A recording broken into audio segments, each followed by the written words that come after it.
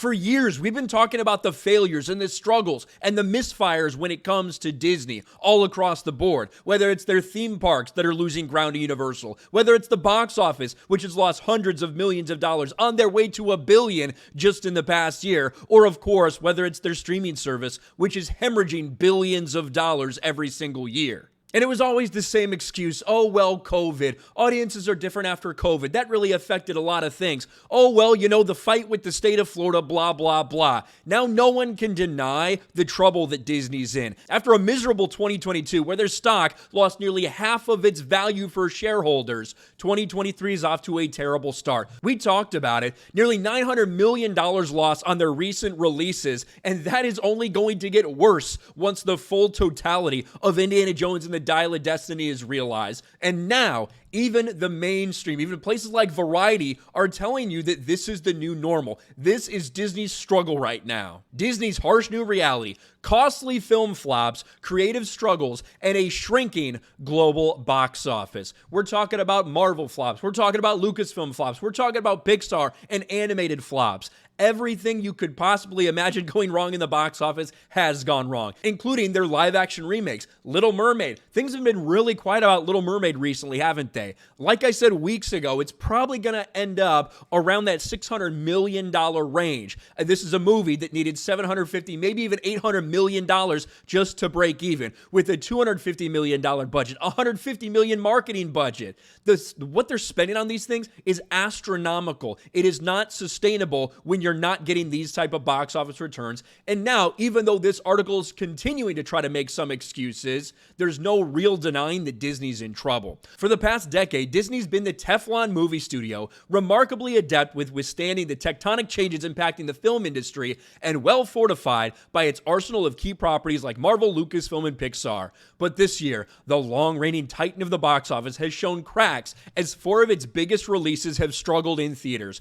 Ant-Man and the Wasp: Quantumania, Little Mermaid, Elemental, Indiana Jones, and the Dial of Destiny. On paper, these films seem like they had all the makings of huge hits, but somehow the Disney sparkle was lacking all this time in terms of filling movie theater seats. And I would argue that of those movies, now certainly something like Indiana Jones, we expected it not to make money. I'm not sure who expected it to be struggling to probably reach $400 million at the box office. That's next level. That is a massive flop, a flop of epic proportions, and we'll have to figure out exactly how much they've lost when it's all said and done. Somewhere likely upwards of $250 million.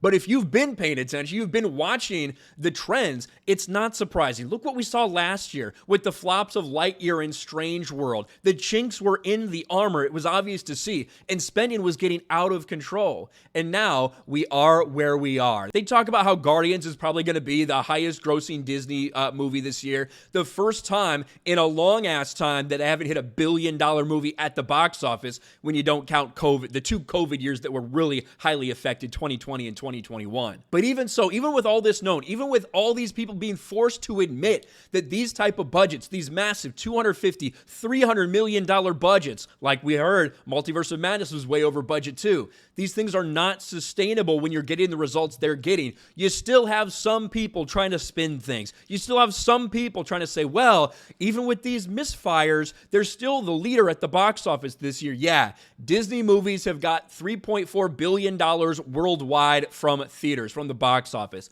Unfortunately for them, when you add up all the money that they've spent on those things, it's not going to be enough to counteract it. Because again, they don't get all that $3.4 billion.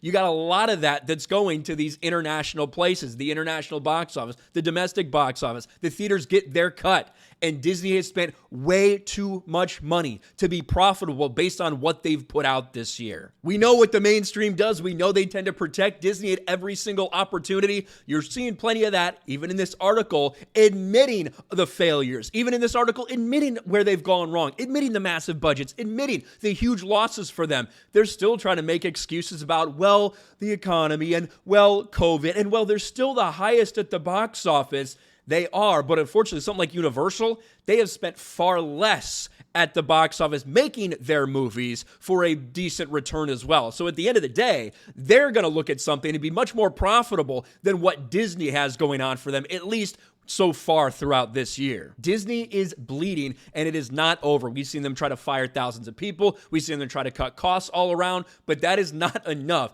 As long as you keep putting out these movies that people are not interested in, that have massive fucking budgets, they have absolutely no chance of success, especially when you tell your audience to go fuck themselves, when you make sure it's known that you prioritize identity politics over entertainment. That's really gonna hurt you, and that's what Disney's found out the hard way. Let me know what you think about all this in the comments section below. Smash a like button, subscribe to the channel, ring the bell for notifications, share this video out there, and I'll talk to you later.